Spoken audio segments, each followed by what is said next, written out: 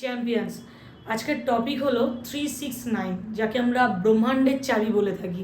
Nikola টেসলার নাম আমরা কম বেশি সবাই জানি।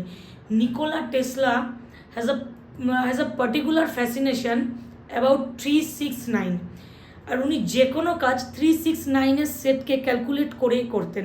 যেমন উনি যখন কোনো হোটেলে যেতেন তখন সেই হোটেলের 3 টাইমস চক্কর লাগাতেন, এবং যখন খেতেন তখন উনি 18টা টিস্যু পেপার ইউজ করতেন এইরকমভাবে। আর উনি বলেছিলেন যে কোনো প্রবলেমকে 369-এর সেটে ভাগ করেই আমরা জানতে পারবো যে এর পিছনের রহস্যটা কী। সো আমরা টাইম ওয়েস্ট করবো না, let's jump to the topic. আহম ব্রহ্মাস্মি, আমরাই ব্রহ্মাণ্ড।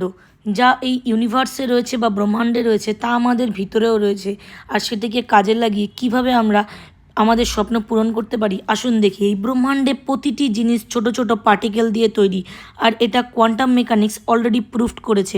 আমরা নিজেরাই মাল্টি সেলুলার, অর্থাৎ একটা সেল দুটো চারটেতে, চারটে আটটাতে ভাঙবে, আর ঠিক এইভাবেই আমাদের মাল্টি সেলুলার অর্গানিজমের নির্মাণ হবে। এছাড়াও 3টে সাব অ্যাটমিক পার্টিকেলস রয়েছে, যেমন প্রোটন, ইলেকট্রন এবং নিউট্রন। 3 টাইম স্টেট বা 3 কাল, পাস্ট, প্রেজেন্ট, ফিউচার।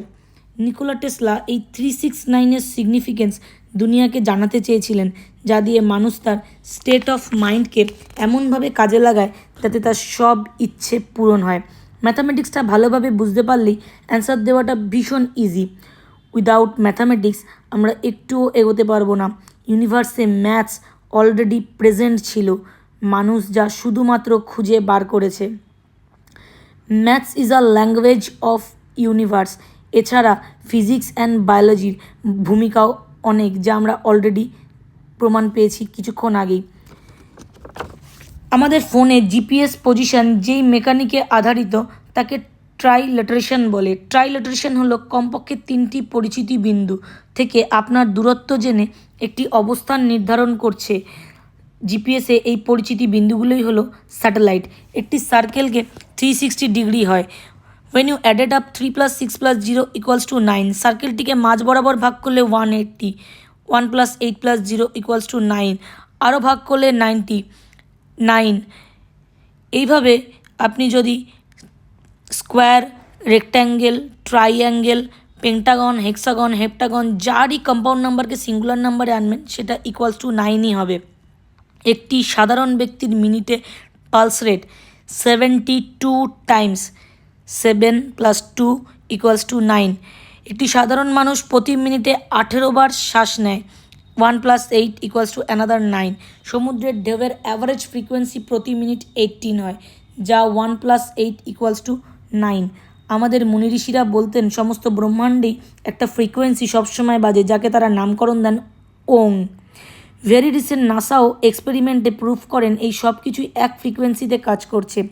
ওংয়েও 3 ধরনের সাউন্ড হয়। এই ফ্রিকোয়েন্সির ভাইব্রেশন 432 হার্টজ হয়, যাকে যোগ করলে 4 + 3 + 2 = 9।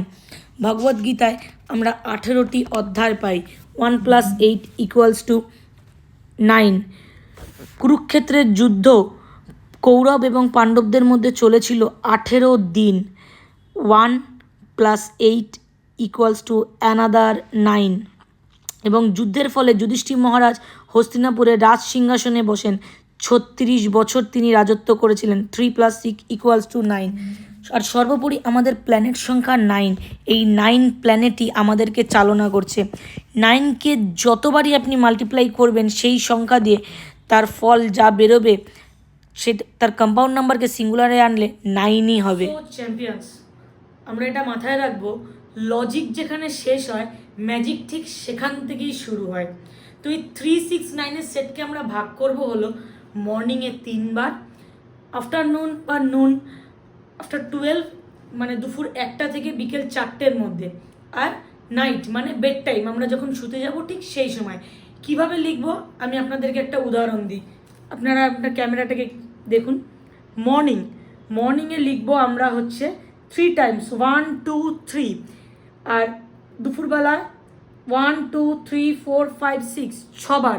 আর নাইট মানে রাত্রিবেলা লিখবো 9 টাইমস, 1 2 3 4 5 6 7 8 9, কিন্তু মাথায় রাখতে হবে আমরা যেটাই লিখব সেটা যেন পার্টিকুলার একটা জিনিসই হয়।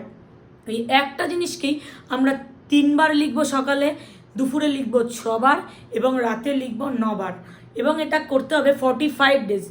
21 দিন কমপ্লিট হওয়ার পরে এটা 3 নম্বর সেটটা কমপ্লিট হবে। 33 ডেজ কমপ্লিট হওয়ার পরে হবে হচ্ছে 6 সেট, এবং 45 ডেজ পূরণ করার পরে হবে হচ্ছে 9 নম্বর দিন। কিভাবে?